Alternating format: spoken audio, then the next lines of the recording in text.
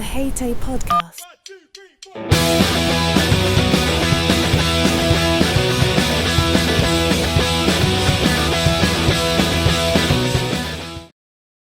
Hello and welcome back to the H.A.T.A.E podcast with me, Benjamin Madel, and today we're joined from the Sunshine State by Crystal Lockinour. How are you, Crystal? I am doing good. Thanks for having me. A pleasure to have you. As people who listen to this podcast know, we don't like messing around with the small talk at the start. How did you get into hairdressing, Crystal? Actually, I always knew I wanted to be a hairstylist. Even in kindergarten, the only two things that interest me was hair and math. And my entire life, everything I've done has been surrounded around hair and math, honestly. Did you so as you obviously knew them from right at the very start then that you were going to get into that. How did you get into that then from sort of the school? Did you go were you working in the salon sort of as a Saturday job when you were sort of a teenager and whatnot, or doing friends' Um, hair? I always did friends and family's hair, and I lived in a house full of women. And so I had lots of hair to do, lots of hair to practice on my entire young life. So since hair and math were my only interests, when I was in high school, my plan was to go to beauty school and get my license so I could do that while I was in a university. At that time, I thought I was going to get a degree in statistics or math. And that's what I did. When I got out of high school, I went to beauty school and I did do hair while I was at the university. I got a degree in economics. Yeah. And I was working in the corporate world, but always still doing hair. That was kind of my outlet. It was kind of my side hustle. It was in my creative, like keeping my creativity going. And so at some point in time when I was in my early 30s, I said, okay, I can't continue to do both of them because my career on the IT side was growing and more hours were required.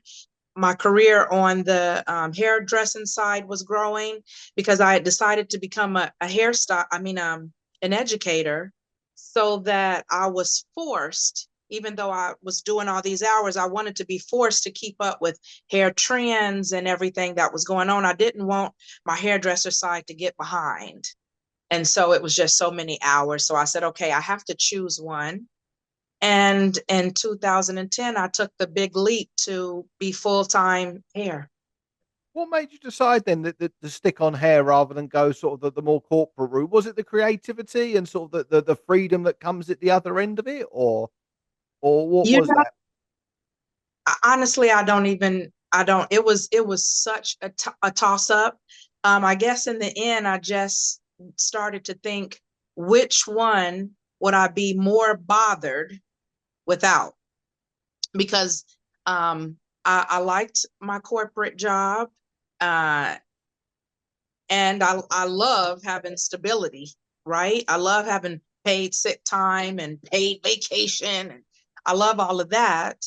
Um, but in corporate America, honestly, you can work there 30 years, and then one day they can let you go to save $1. So I Yeah. think in the end, it was kind of like being in charge of my own direction. Yeah. No, absolutely. I mean, hairdressing is a career that offers that. Like you say, in the corporate world, it's very much you're in or you're out, aren't you? You know, That's right. and then it's with hairdressing, you've always got a job. You know, be it Yeah. working for yourself, be it working for someone else, working from home, working in the salon, Yeah. whatever you like, isn't it? It is. So you're saying you touched areas. So you were educating part time then while you were still working in the corporate environment. I always, Yeah. literally since being 11 years old, there's never been a time when I wasn't doing hair that wasn't mine. Yeah. So I've always, and I knew that if I stayed in the corporate job, I still was going to do hair. So my problem was not going to be solved. You Yeah. know what I mean? I still wasn't, whenever I wanted to like make some extra money or just have some fun, I still was going to do hair. I still was going to need a spot to do hair and whatever. So I've never not done hair. Yeah, absolutely. So how long into your, so you were saying you were an educator as well there. How long was it then from when you sort of, you'd done your cosmetology school, then you went to university, and then you got into the corporate and doing the hair at the same. At what point did you start educating? Um, so I got my license in 96 and I started working as an educator for Joico in 2006. So it was like 10 years into my professional career.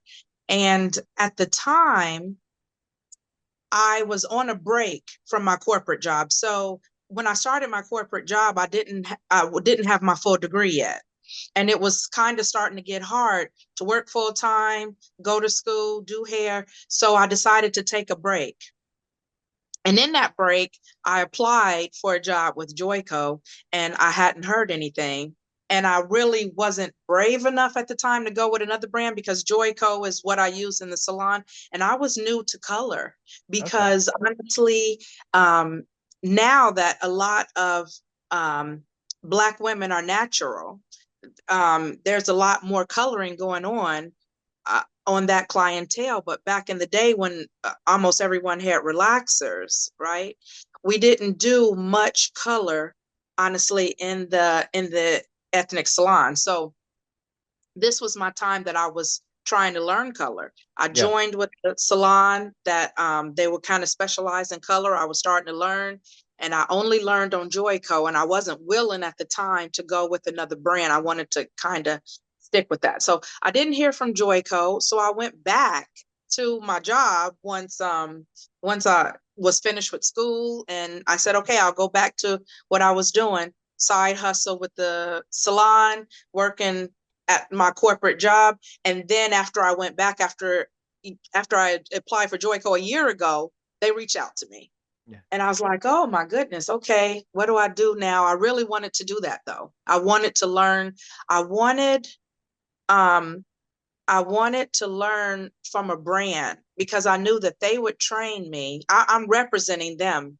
They would train me much better than me getting a little bit of education here, a little bit of education there. I wanted to learn from a brand. So, you know, I just said, okay, I'll do them all for now and see how it goes. Yeah. Sort of getting a very solid sort of mastering of the color. Like you say, if you're going out working for a brand, they need you to know exactly what to say because you're telling everyone else who's buying their brand, and they That's need you right. to get that right. No, that's That's right. fantastic. So when you left there, and sort of you started out working full time. Did you go? Were you working for someone else? Did you carry on in the salon you were working in whilst you were working as in the corporate world too? So when Yes. you yeah I was renting a booth near my house, and it was also in the middle of my job because as an educator now my skills are growing exponentially. I already had some clientele, but now as a colorist it's growing exponentially. My clientele is starting to really really really diversify, and I'm working in a building with 650 possible clients. So that was a large source for my clientele. And so I wanted the salon to be near there so they could get there. Um, and so, yeah, I rented a booth that was in the middle of my house and my corporate job. oh, perfect. So everyone could get everywhere from there then. So it worked out nice and easy for you there in that regard. How many days a week were you working then when you were doing the 2 days, or sorry, if you working for the corporate and working for the hair? Were you sort of doing the weekends doing the hair, or were you sort of doing evenings or? Well, it was supposed to be 2 days in the salon because remember, you know, um, first of all, to be an educator, it's required you work in a salon. So I couldn't say, okay, I'm going to work for Joico, but I'm not going to work in the salon. It's required. You have to be in the salon. So the goal initially was for me to only be in the salon 2 days a week. But my clientele kept growing and that just didn't work out. Honestly, it just didn't work out. And then, I think as humans, our body starts to adapt. And so, I did start to say, oh, okay, yeah, follow me to the shop and we'll do this real quick. Oh, so it ended up being quite a few days a week, honestly. Yeah, that's the problem as hairdressers. It's sometimes hard to say no, isn't it? Oh, can you fit Yeah, me in? Oh, maybe not. Oh, yeah, yeah, all right, yeah. Oh, suppose so. Come yeah, at the end. Come in the morning. We'll get you in somewhere. Just turn up. yeah. Yeah, That's it. absolutely. It's That's hard, it. isn't it? How did you And my find that then? Carry on, my carry on.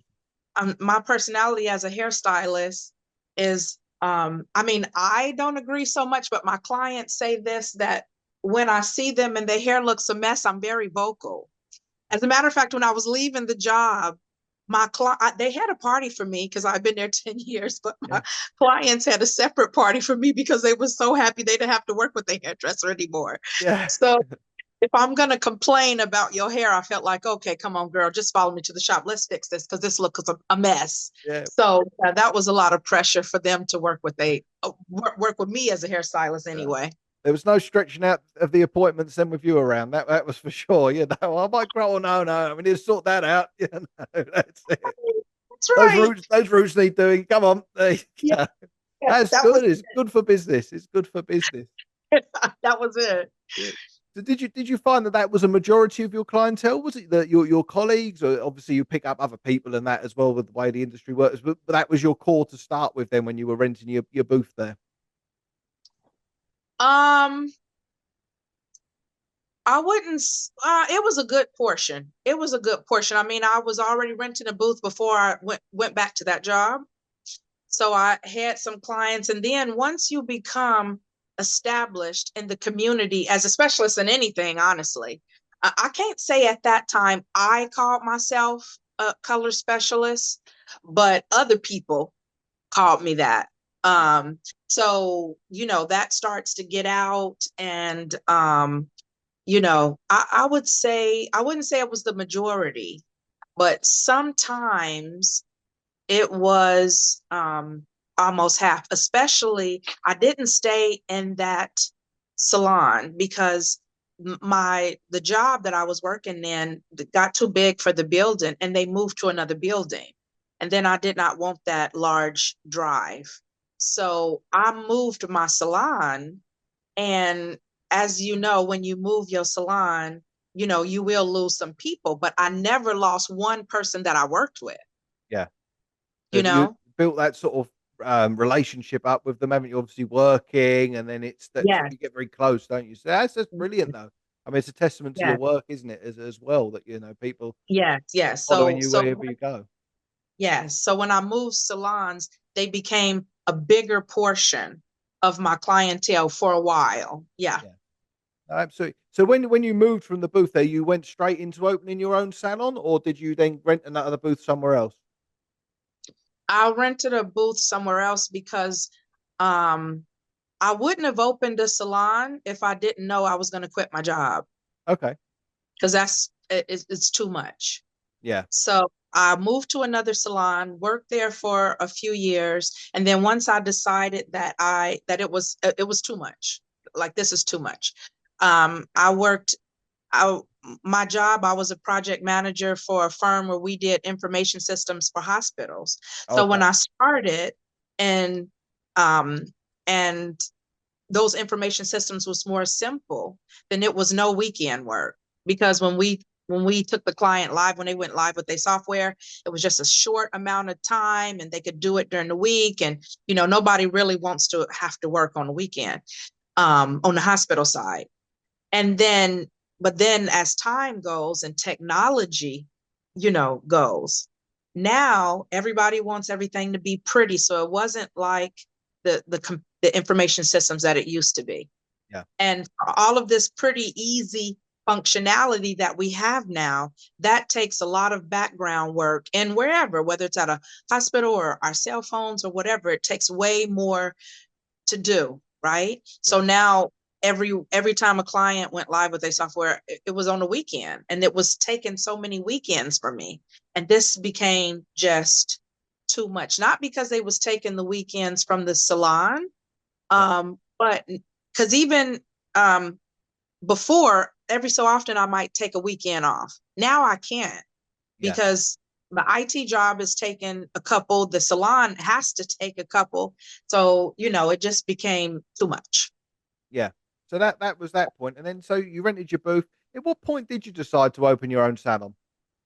Well, when I decided to leave the job, Yep. I started prepping a year before, that type of stuff that you have to do when you're going to leave. Buy a car because, as a hairdresser, you won't have provable income now. So, well, you will have, but not pay stubs. That's easier to buy a car when Yeah. any loans that I won't, whatever. And one of the steps was to open my own salon. Opening my own salon was never a goal of mine my whole career. I don't mind. And truthfully, I work in my salon by myself. So this is really glorified booth rent anyway. Yeah.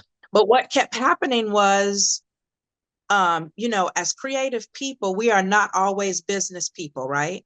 Yeah. So I worked at two salons that the owners wasn't, doing the business the way they should, and the salons closed.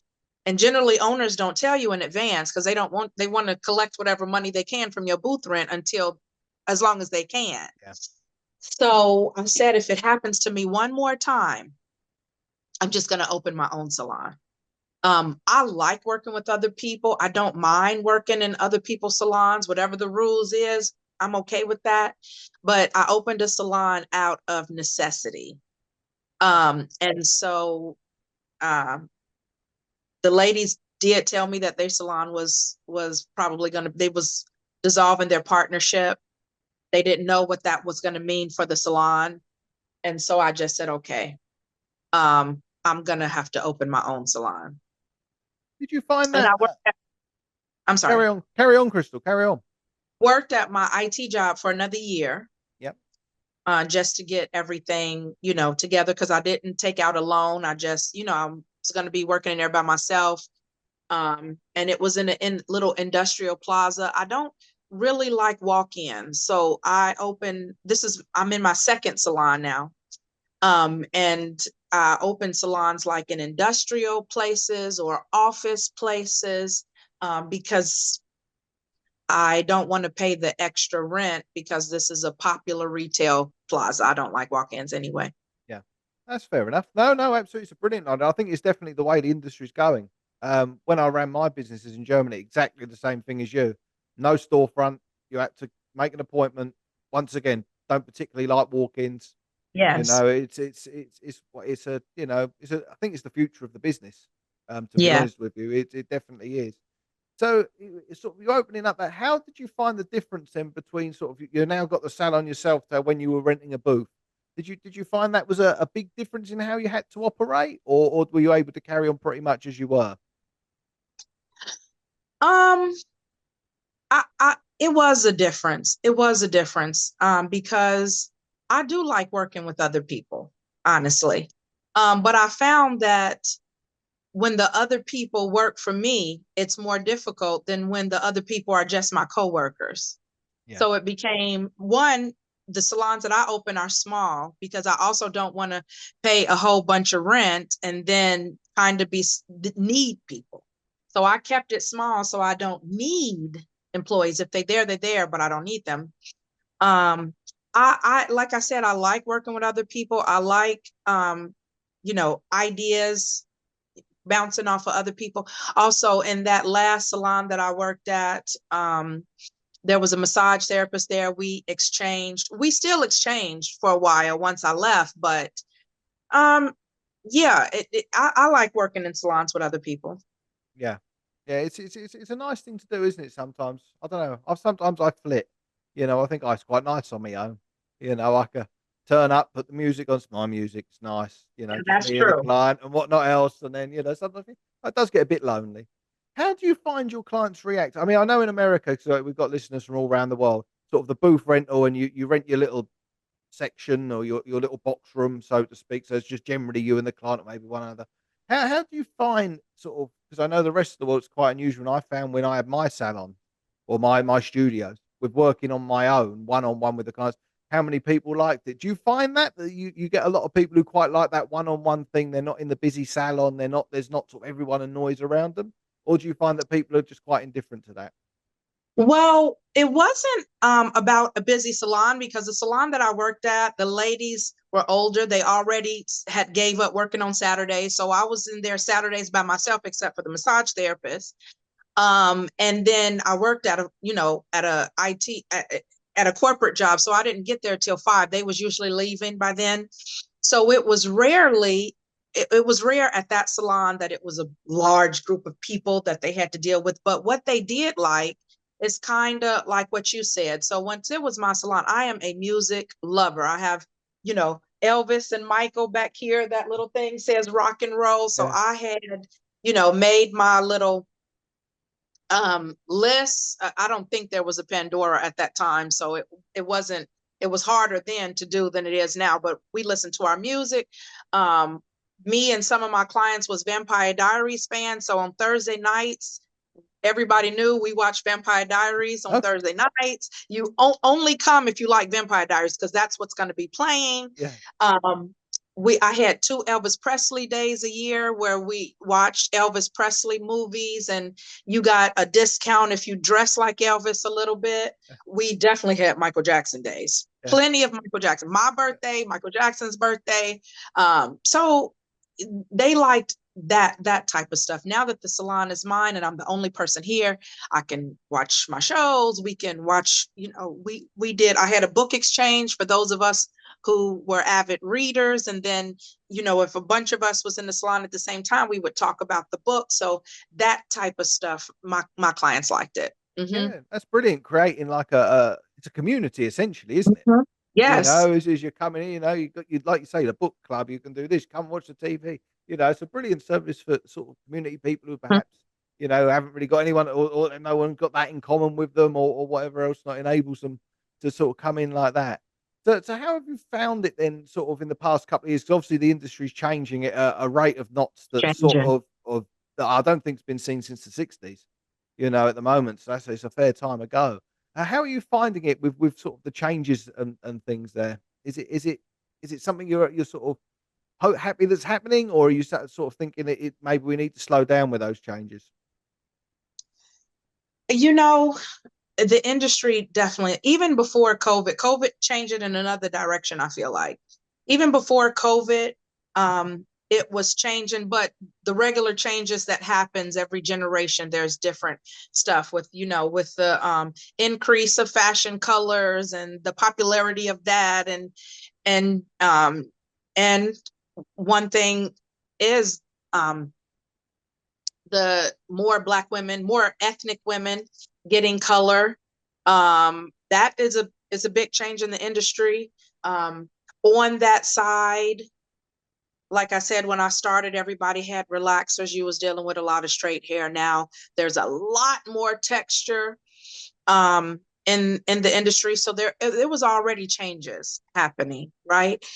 Um, I believe that COVID kind of changed some things. I think um, that there's fewer appointments in the salon, Yeah, partly because I believe that there's fewer people, maybe for different reasons. Like now I am a color specialist, so I color gray all day long. I had quite a few older clients. Some of them never came back. It's not worth the risk. I mean, COVID is yeah, still out there. And so all of those clients I lost unless it's a really, really special occasion. yeah, Um, and there's other reasons too. I think that changed. And so a lot of stylists are looking for those side hustles. I see the post on social media all the time. Hey, what do you guys do? Do you waitress? Do you this? Do you that? Um, I already was starting in production. That's another reason why I quit my job, because I wanted to work in production. In order to do that, I needed to build a portfolio, and I just didn't have time to do that. yeah, So I knew that even though I love hair, I truly do, um, I cannot only work behind the chair. yeah, The personalities, it's not all creative. If you have a salon, that once you own a salon or even rent a booth, because that's really your own business, then the large portion of your job is not the creative part anymore, right? Now the creative part is like 25 to 30%. Yeah. And so I always knew that I would not only work behind the chair. That's why, I kind of like the education thing. That made me really happy. And then, I started building immediately after I quit my job. I started building my portfolio so that I could do more production. And Yeah. so that through the years has built up, and I do mostly production now, hair and Yeah. makeup for production. Yeah, absolutely. So can you go a little bit more into that? Because I know what you've done and who you've worked for and whatnot, but the listeners might not be quite so au fait with it. So when you sort of say getting into production, is that sort of you getting involved in sort of TV, film? I know you've done bit with a few wrestling companies and Mhm. things. So yeah, do you want to go into that a little bit more for us, Crystal? Yeah, so I spent some years building up my portfolio, but also just any um production on set gigs that I could do, just do them, whether I was getting paid, whether I wasn't getting paid, go there, watch, assist, whatever I could do. And, building up those contacts. But my salon that I had when I quit, but also the salon now, is the first salon was around 6 minutes from Home Shopping Network. Okay. And this salon is 2 minutes from Home Shopping Network. Oh, so very, very close then. You're almost in the back garden. Yeah. Yes, they could walk if they wanted to, Yeah. but it's too hot. Um, so I started to get commercial work because honestly, that's what's in Florida. Like every region of the United States is popular, have their own popularities for production. You know, New York is going to be your more fashion oriented type gigs, but in Florida, you're going to get your lifestyle gigs, like your grocery store commercials, your law commercials, your fitness commercials. A lot of fitness commercials are filmed here, Yeah. even if the companies are somewhere else, because they will always have green. They can shoot this commercial, Yeah. 365 days a year. It's always green out here. There's a lot of fitness camps that happen here, a lot of, stuff like that. So that's the work I started to get. And then one day I signed up for the St. Petersburg Film Commission, Okay. which almost every metropolitan has one of those. If you're interested in that, that's one of the things that I would sign up for once you have a little bit of experience. So I signed up for the St. Petersburg Film Commission. And one day I got a call from Home Shopping Network. They didn't know I was so close. Yeah. They were just making some changes in their hair and makeup room, because it's not required to have a license to work in production. Yeah. But sometimes corporations will say, it's not required, but we want it. And HSN through the years, I've heard, have went back and forth. They'll have 6 or 7 years that it's not required, then they'll have some years that it is required and whatever. So they was starting a time frame where they wanted everybody to have a license, and they must have contacted the St. Pete Film Commission to say, hey, do you have a list of people who actually do have a license? And they gave them a list. My name was on the list. They said, do you want to apply? And I went, and that became a new era for me. I was already doing production, but production is a freelance activity. You might have work, you might not. You wait for that next gig to come in, and HSN was something regular. Yeah. Nice And and it was, steady. yeah, and it was 6 minutes from my salon.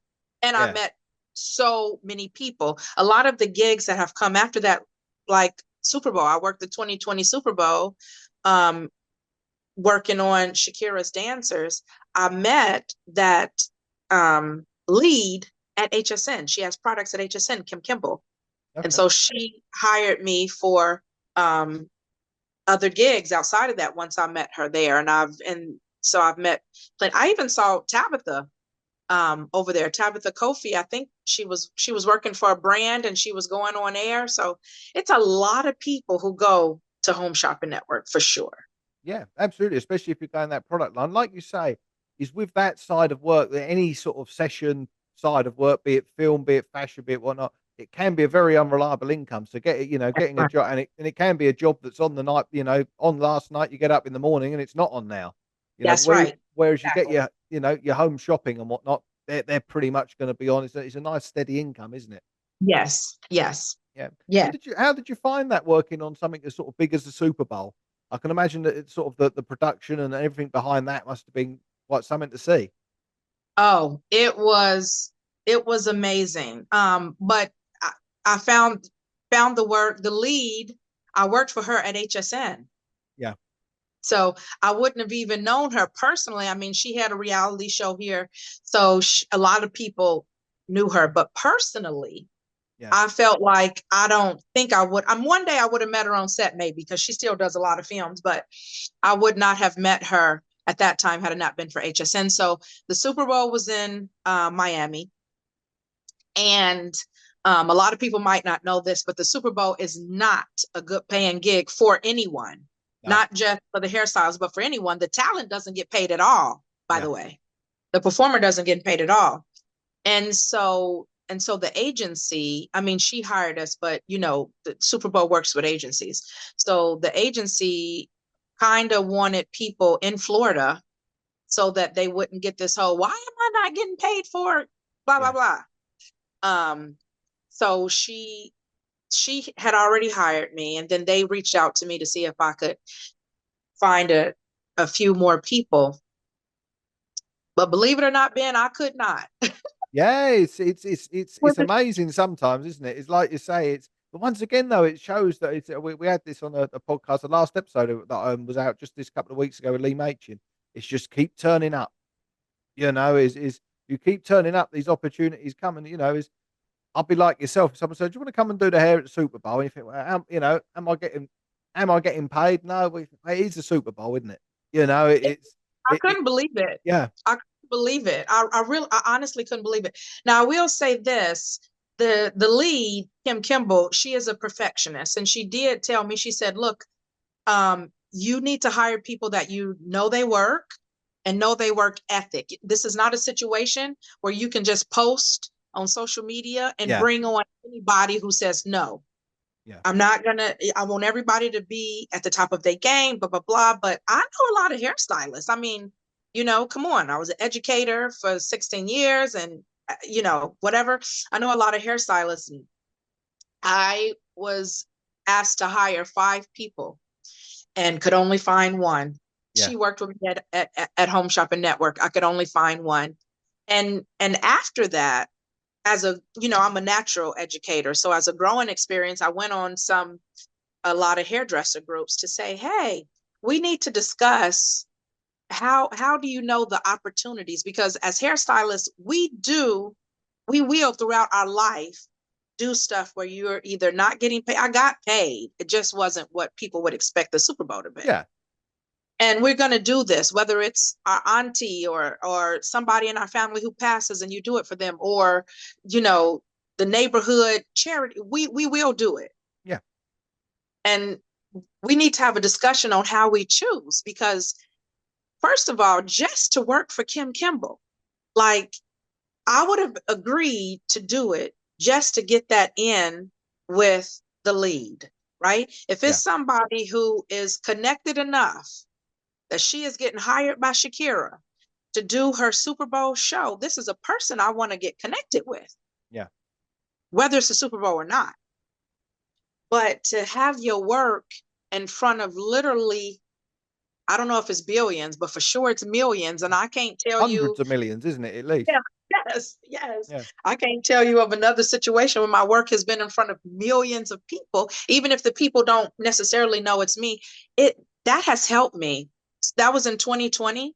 That yeah, has helped me so much, yeah, because not everyone knows what Home Shopping Network is. yeah, I work there way more, but not everyone knows what it is. And the people who do know sometimes have a preconceived idea, right? A lot of people over here think Home Shopping Network is for old people, or Home Shopping Network is for, whatever they preconceived is. Everyone on the planet knows what Super Bowl is. yeah, Everyone, whether they watch football or not, yeah, they know what it is. And also sometimes with these jobs, I'm applying for the person interviewing me for a job or considering me for a job as a man. Since I have been able to put, and I have other great stuff on my resume, but since I've been able to put Super Bowl and WWE on my resume, it's like, okay, I'm all of a sudden speaking a language that the man, knows. Yeah. Because in production, the person hiring you are not always a hairstylist, No, right? most of the time they're not. Exactly. Yeah, yeah. Exactly. Yeah. So we don't know the same people. They don't respect the same things that another hairstylist respects, you Exactly. know? So those two things on my resume has been amazing. And I would have done it for no money. Yeah. Yeah, that's the thing, isn't it? It is picking those opportunities and taking those opportunities when they come. Like you say, you get paid, but you don't get necessarily paid as much as people think you get paid for such things. And I know certainly even from the top of the tree now, the fees that were there 10, 15 years ago are nowhere near what the fees are now. That's People right. are cutting back and whatnot else. And, it's not a good thing. But then, like you say, pick and choose the free ones you do. If you're going to That's do, right. the next door neighbour's hair for free, whilst it's very nice and charitable of you, Hmm. you Yep. put that on your CV. No one's going to be that bothered. But do the Super Bowl, well, they should pay you, and they have got a bit. But you get to connect with people. You get that experience of working on a massive production. That's Because right. once you've been there and you've done a few of these things, you've done these big shows, you've done these huge events. Is like the next one's a lot easier. Yes. You sort of work your Yeah. first big fashion show, your first big thing, and it's overwhelming. You think, oh my goodness, how's this? What time is it? Oh, well, it's going to end soon. It'll be all right. I can just go home. It'll Yeah. be fine. But then after that, you think, oh no, it's not so bad. And you got that Yes. experience of how to deal with that sort of thing. Yes. And another thing is I like to be in a room I, where I'm not the superstar, and just seeing where can I measure up to these people. We need those reality checks sometimes because in our own community, in our own salon, right, we the superstar. Yeah. And when you start doing these other things and you are in rooms and you don't know the stuff that you're weak at and the stuff that you're actually better than other people at, that's a problem. Yeah. And so I loved this situation because Kim Kimball is an icon here, and she has plenty um, hairstylists, very, very, very talented hairstylists Yeah. who at her beck and call. So when I got into that room, I started to think, oh, okay, let me just see where does my talent lie in the grand scheme of things, because I want to do more production. Some of these people do production. Kim Kimball does a lot of Beyonce. A lot of these other hairstylists was talking about how when they did Coachella and when they did, this other stuff. And I think that it's healthy Yeah. um, and worth not getting paid, by the way, to get into a room with people to see, okay, where do I measure up? Yeah. Um, at WWE, I was the braider. Not saying that no one else can braid, but I was the one who had the most experience braiding. It means I do it quicker. Um, you know, I can add feed hair in, which is a big thing. A lot of wrestlers, they want the braids because it can add color and add, beef to the hair if it's fine or whatever, whatever. So I was the braider at the Super Bowl thing, which was before WWE. But my whole life, since I started braiding with my sisters, my whole life I've always like, yeah, pretty genius in braids. But we got there at the Super Bowl, and she had some braiders there because she did not know what Shakira was going to want with the styles. But because braids are a very reliable technique on Yeah. multiple things, she did bring braiders out in case we needed them, and we did. And I mean, I was looking at those people braiding. I was like, okay, let me take that hat off my head because I am now knowing. And part of the reason is once I became a color specialist, I stopped doing a lot of braids at the Yeah. time. So, but kind of as hairstylists, as creatives, we still keep that and kind of think, might not know where we measure up. But I mean, let me tell you, those girls were braiding. I mean, Yeah. they were really braiding.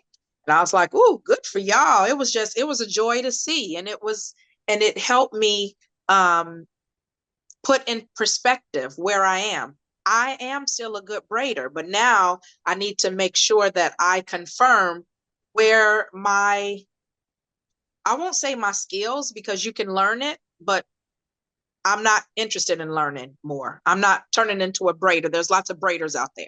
Yeah. So I just let people know. I even had a consultation yesterday with somebody who was asking me about braids, and was very honest. Okay, here's what I can do with braids. Here's some pictures, da da da. If you want these over here, I suggest you get somewhere else. So I think we need those wake up calls every so Right. often. Just let us know where we are.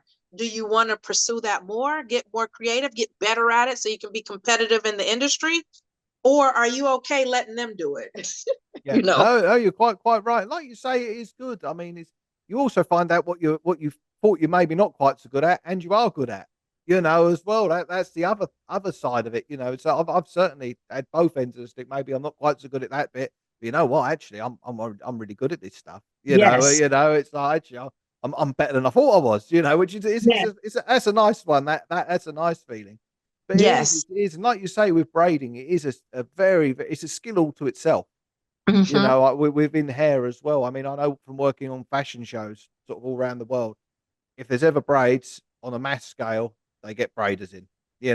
That's it. Even the greats and the goods, all these people Mhm. that are held up as very good stylists and rightly so, don't get involved when it comes to braiding. You That's know, right. that yeah, they leave that to other people. And Hmm. that's with a lot of other things. And that's another interesting thing I found. I don't know if you found that with sort of working in production is sometimes the lead stylists are more like managers rather than hairdressers. They'll be off and well, I'm not quite so good at finger waves, or I can't do finger waves, but they require it. This person does finger waves. This person does Yeah, braiding. This one, that's right. yeah. And it's an Yeah. interesting thing to see, isn't it? Sort of how, You have to learn that in production because in production, in the salon, if I can do it passably, we can make it work, right? But in production, it's not about whether or not you can do it. It's about if you can do it on every texture and if you can do it quickly. That's the key, quickly. If you cannot do it quickly, it's like you can't do it because nobody will hire you to do it anyway. yeah, you've They got to can be be quick beautiful. and good.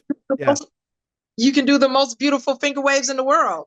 But if it takes you 2 hours, no one in production is going to see it because they won't hire you. yeah. No, you're quite right. You have to be good. You have to be quick. You have to be worked to a time frame. And like you say, I always find with what with people who specialize, like you say, especially braiding, think in areas like that, is how they can get that same look on every single model. That's right. One could have hair that's 3 inches long, one could have hair that's 6 inches long, and they can get it looking exactly the same thickness, the same depth, everything. Yeah. And it's an amazing skill that a lot Yep. of people have. But that is what separates. I always say like a good salon stylist, you can do a really good job. People will come in the salon every day to get that done from you because you're brilliant at it in there.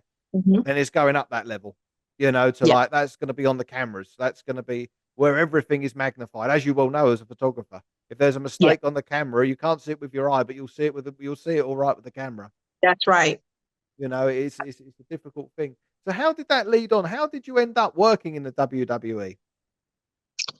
Okay. So the WWE came after the lockdowns with COVID because you couldn't fly, right? During 2020 and partly 2021.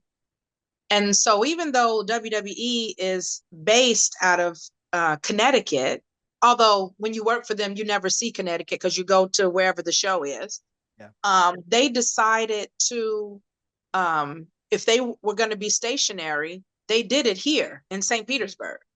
yeah, And so at the time, they couldn't have an audience, right? So without an audience, it was like, um, this not a struggle, but this goal to always keep everything fresh.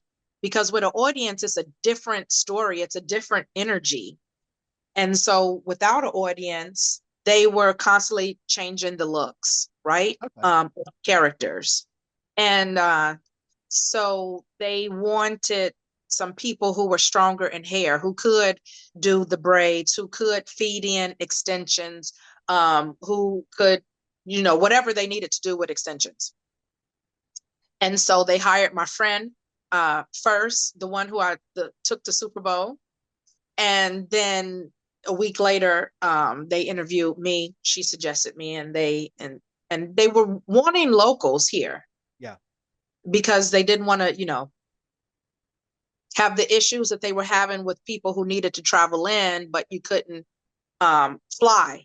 I don't even know how they was doing that before. Yeah. Uh, so it was a local to me, and it was great.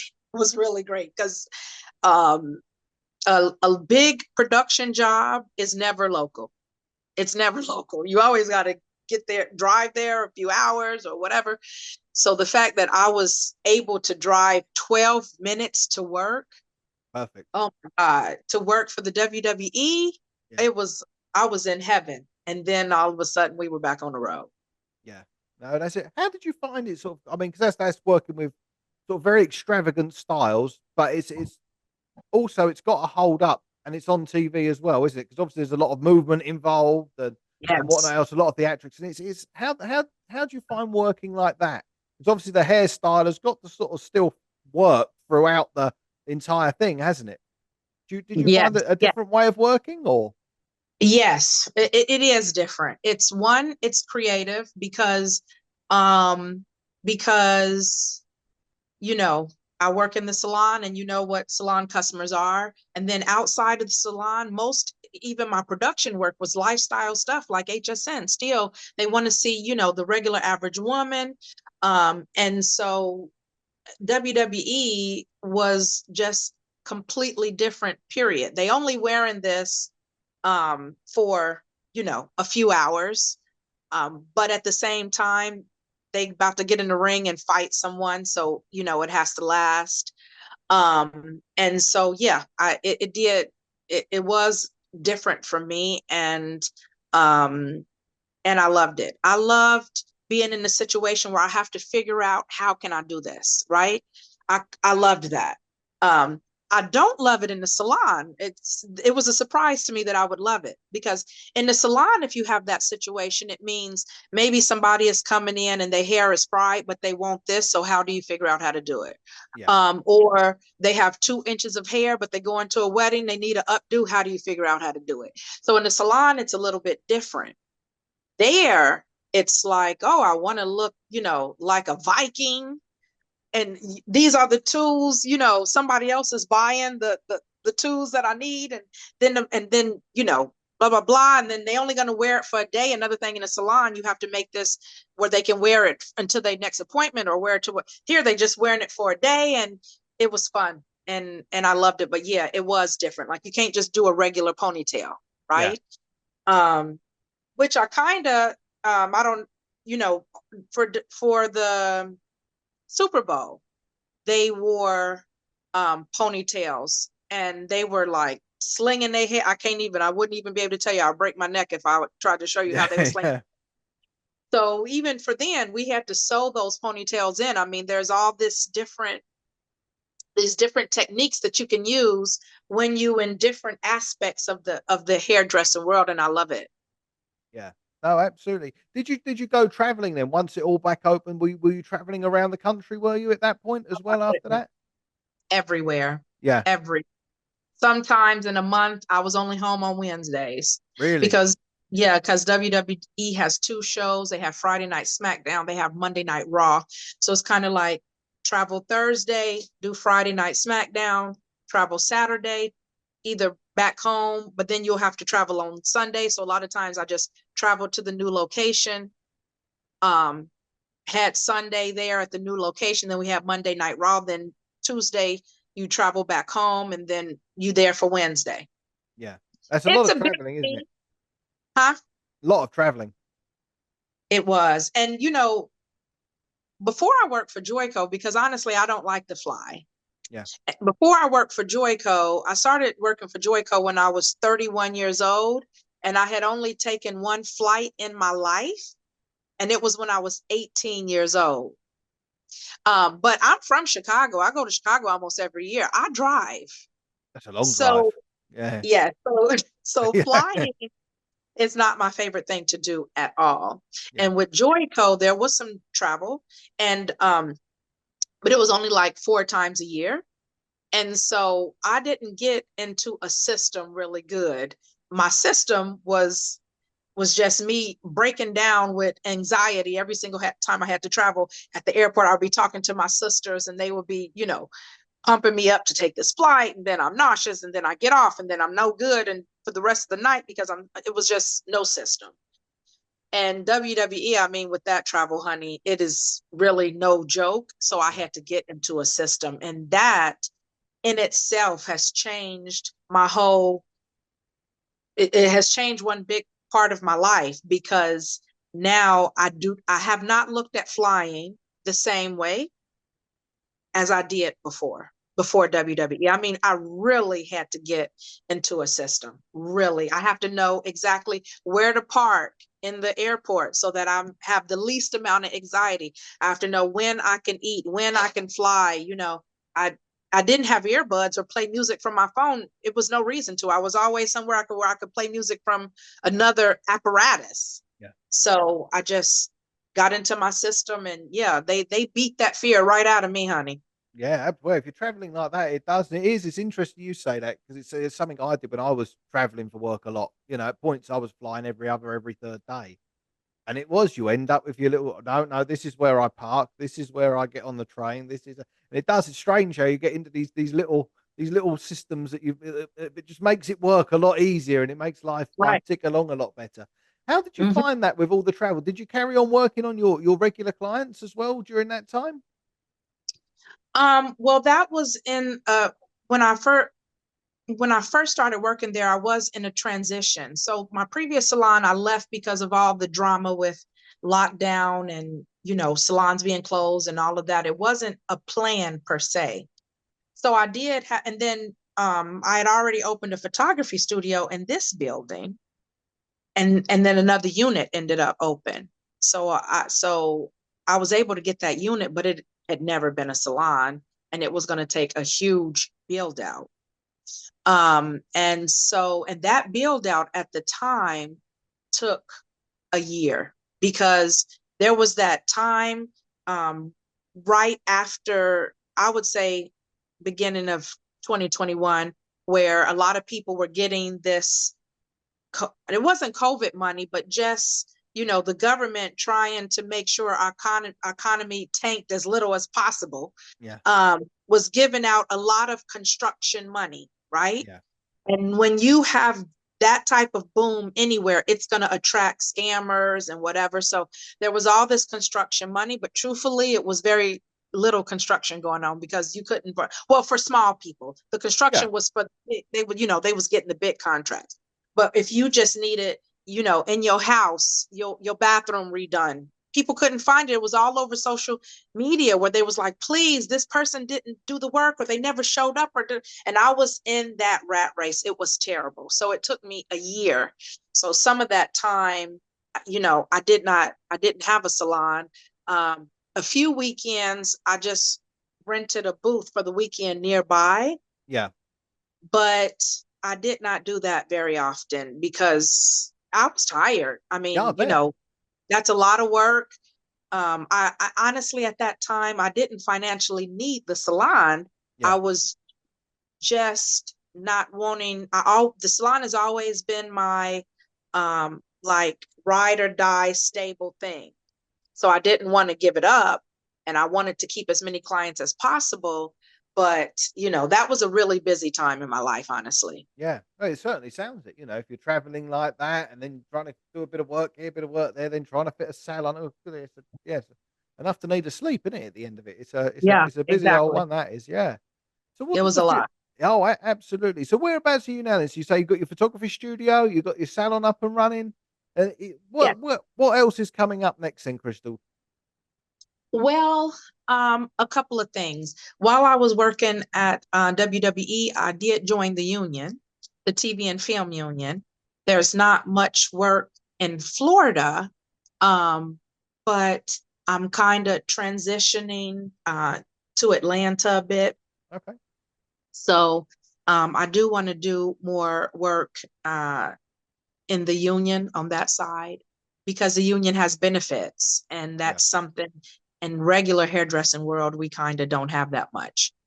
But also, I've done some education. Yep. in past years. I never stopped doing education, but I've just noticed some really incorrect things being said because we are in, I don't even know what to call this era. And I don't know if it started because of I think it did start because of social media, because with social media, anyone can be popular, right? Anyone can be known. They don't have to be on TV. They don't have to work for a brand, but Yep.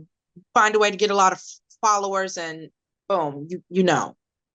And so we have to be very, very careful with who we're getting education from, Yeah. because we go in there thinking that this person is the expert in what they're saying, and that's not the case. Yeah. Just last year at Premiere, I was in this class. Sometimes I take classes, basic classes, just to see, because this is what messes you up. If you don't have the basic knowledge, then when you take that advanced class on balayage or whatever the class is, you are already on unsecure footing, right? Yeah. So last year I took a relaxer class, and with a brand that I don't use, but relaxers are a hot topic right now. They are a hot topic. And so I just wanted to see what they were saying in this class. It became apparent to me that the woman on the stage, while I don't doubt her talent, she wasn't an educator. She was a hairstylist. So Yeah. what probably happened is this brand said, you know what, you use our products a lot. You want to come and teach at Premiere? Yep. And she did. And it was so much incorrect information. And as an educator myself, I never heckle people, but I did at some point in time have to raise my hand because it's 30 people in here that's going to go back to their salon and be taking people's hair out. Yeah. And I asked her a question like, why did you say this? And she could not say it. She said, Yeah. look, this is what I do in my salon. Do it if you won't, don't do it if you don't want. Yeah. But the people, it was a lot of people in this class who was like, okay, they writing down these notes, they taking this, and this is going to become their Bible Yeah. once they get back to their salons. And that has happened a couple of times. And it made me say, okay, education is something I love anyway. I'm natural. I'm a natural at it. And I would love to, I want to start reaching out to salons that are not in the high, like, very advanced color place, right? They still getting their basics. When I was working at Joico, I learned that there were so many salons that they don't have that basics, especially in smaller towns or in a lot of the ethnic salons. Um, they might not have all the experience with different type products like high lift, right? And if it's a salon that does mostly Black people, well, they might use it now that some people are, a lot of people are natural. But definitely, if this was in the days where a lot of women were relaxed, high lift would not have a place in that salon, right? On relaxed hair, you don't want to use 40 volume. And honestly, if most of your clients are super dark, why go with high lift when you don't know where that's going? It's not, it's just as healthy to just bleach and tone, right? Yeah. So I want to kind of build that type of education direction for the people who are not, who are still building their foundation. And I have been working with one-on-one with people. That's kind of been easier, because another thing, I do a lot of updos, and I'm a specialist in vintage hairstyling. Okay. Um, and so I've done a couple of pinup hair classes here at my salon. And I kind of just want to go in that direction, kind of working for myself, just doing education Yeah. on updos, on production, if people have questions with that, and on color. No, absolutely. It's sort of a nice thing, like you say, is there's so many people now that everyone's an educator. I had this discussion with someone else on a forthcoming podcast. It's actually going to be out before this one, but it's sort of speaking to them, and there is this thing that hairdressing seems to be have fashions. You know, That's right. it's everyone was a session stylist for a while, then everyone was an educator, a coach, and the cycle will go on. When there are a Yes. lot of people who perhaps they're very good at selling themselves, Hmm. but also I've, always sort of been brought up on the idea that those that have got the most to say, often have got the least to say. Yes. Those that make the most noise have often not got much to say at all. And it is a problem, especially now with how people are digesting their education. Yes. Because it's a Yes. wonderful thing. You can now go on Instagram, you can go on YouTube, wherever you like. You can pretty much get a good idea about how to do something quite quickly, and that's fantastic for someone who's perhaps a bit more experienced and can sort of say, well, maybe not do it like that, but that's a good foil pattern, Hmm. or whatever it is.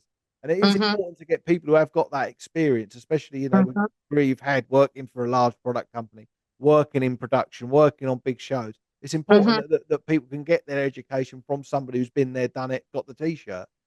Yes, that is the key because um, a lot of people, in order to make that gig as an educator, whatever it is that you say you want to learn, then that's what they say they're going to educate. It doesn't work like that. Yeah. Like me, I do blonde, right? I do. But um there's a lot of people that I say no. If you have level 1, 2, 3 hair and you want to go to a light blonde, I'm not the stylist for you. I probably could work it out, but I don't want to. That's not where my interest lies. I don't think you should do that. You know, maybe, I like to stay like within 4 to 5 levels, even um, to have a healthier head of hair. So, would I advertise that I'm teaching a class on blonding? No. Now, will blonding be part of my class? Yes, but I'm not going to go and say, like I went to one class where the educator, you could tell, was very talented, but he told us that if you have a client sitting in your hair with level 2, 3 hair and they have a relaxer, you have to use 30 or 40 volume hair. That's 40 volume, 30 or 40 volume developer. That's somebody who's never relaxed, has never colored relaxed hair, Yeah. because you don't even need to do that. Even if it was healthy for the hair, you don't even need to do that because relaxers put you on a whole different whatever. So I think that you're right. It has to be a person who has experience in what it is you're trying to learn, but also is good at being an educator, because just because somebody is good at something doesn't mean they can teach it. Yeah. So you No, have to be really, really, you have to be really, really careful with that. You have to be careful. And you also have to be careful getting your education just from YouTube and social media, yeah. because it is a lot of wrong stuff out there. And if you don't have foundation and you don't know the stuff that's wrong, then that's another issue. Yeah, absolutely. Another It's a brilliant resource for someone once they've, like you say, they've got their foundations in place. They've been doing it a little while. They know what's what. I think, yeah, Yeah. you can look at something with a touch more of a cynical eye. Yes. It's like that. But yeah, so where can people find out more about you then, Crystal? Yes. So on social media, on Instagram, I'm C Lockinour, Clockinour. That's basically my first initial and my last name, C Lockinour. Um, and on Facebook, my Facebook was recently hacked, so I'm still, building a little bit. But if you wanted to know more about um, my photography and my vintage wardrobe house, because actually I have a vintage wardrobe house. The photography I Okay. prefer to do is vintage. Yeah. And so when you want to do a vintage shoot, it just became so hard, for nobody has the clothes, nobody has the props. Where's the car? Nobody has that. So I started building it for myself. It was really just for me. And then it just became so huge. Yeah. And so I have a vintage wardrobe house, and it has a Facebook page and a website, but the Facebook page is Classic Concepts Photos. If you go to Classic Concepts Photo on um, Facebook, is called Classic Concepts Photo and Film. But if you go to facebook.com/Classic Concepts Photo, that's where you'll see more of my vintage photography, more of the wardrobe. Um, and I have a website, crystallockinour.com. Perfect. I'll put all of those in the show notes and in the descriptions and whatnot when this goes out. But thank you very much for coming on, Crystal. It's been an absolute pleasure. Yes. Thank you Thank. so much. I was a little nervous, but this was fun. Ah, that's what we like to hear. Like to keep it nice and easy. You have a good time. Thank you very You much, too. Crystal. Bye bye. Bye bye.